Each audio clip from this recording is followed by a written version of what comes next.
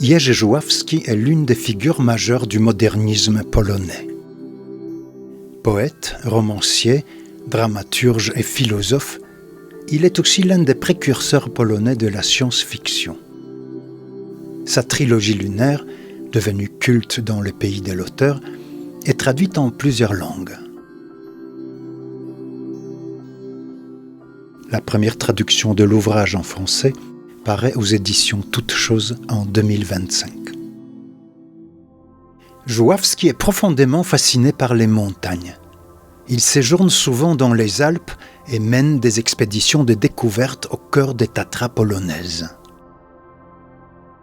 En 1909, il est l'un des fondateurs de l'organisation Recherche et Sauvetage Volontaire dans les Tatras et participe à de nombreuses missions de sauvetage ainsi qu'à des expéditions exploratoires.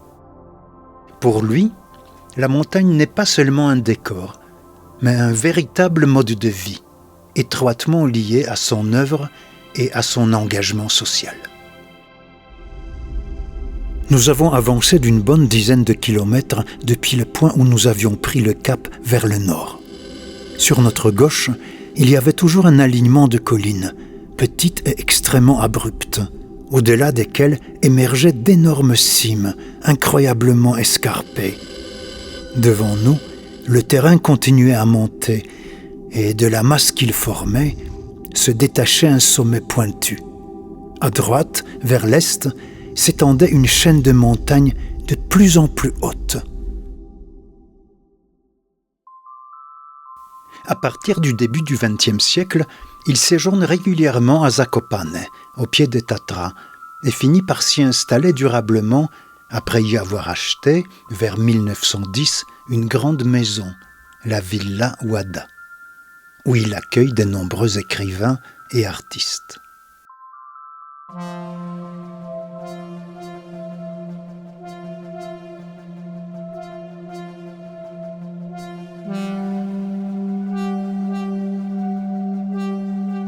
L'expérience de la montagne et les paysages des Tatras marquent profondément son imaginaire et imprègnent ses écrits. On retrouve ses inspirations dans sa poésie et ses essais, mais aussi dans la trilogie lunaire, notamment dans Sur le globe d'argent et Vainqueur. Dans les descriptions de la surface lunaire, la montagne sert de matrice imaginaire au paysage d'un autre monde.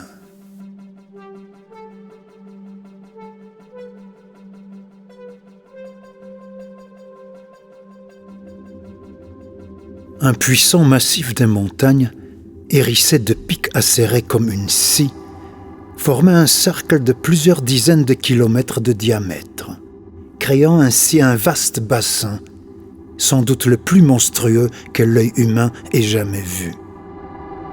Les sommets, s'élevant à plus de 4000 mètres au-dessus du fond de ce gouffre, tombaient presque à la verticale, défigurés par des convulsions furieuses.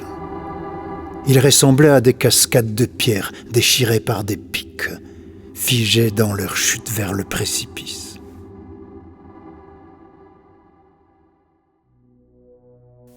Dans le troisième volet de la trilogie, La Vieille Terre, deux protagonistes du roman, l'ingénieur de génie Jacek et son ami, le sage bouddhiste Nyanathilaka, se retrouvent dans un amphithéâtre naturel spectaculaire au bord des Morskie Oko, l'œil de la mer, le plus grand lac glaciaire des Tatras, aux eaux émeraudes, considéré comme l'un des plus beaux lacs du monde.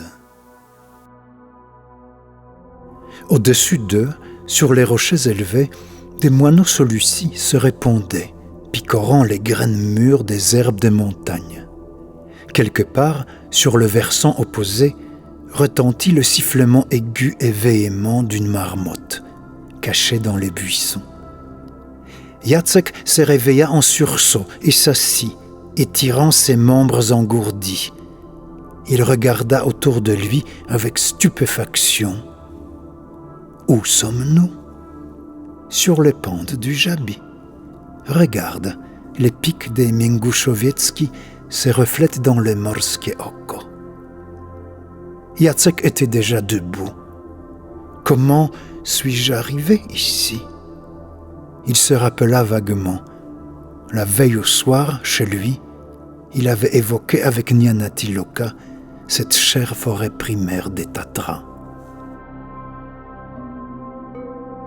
Le motif de l'exploration, inspiré des récits de voyage et transposé dans la science-fiction, fonctionne chez l'écrivain comme une métaphore de la lutte de l'homme contre ses faiblesses et de l'isolement dans un microgroupe, une transposition littéraire de l'expérience de la haute montagne.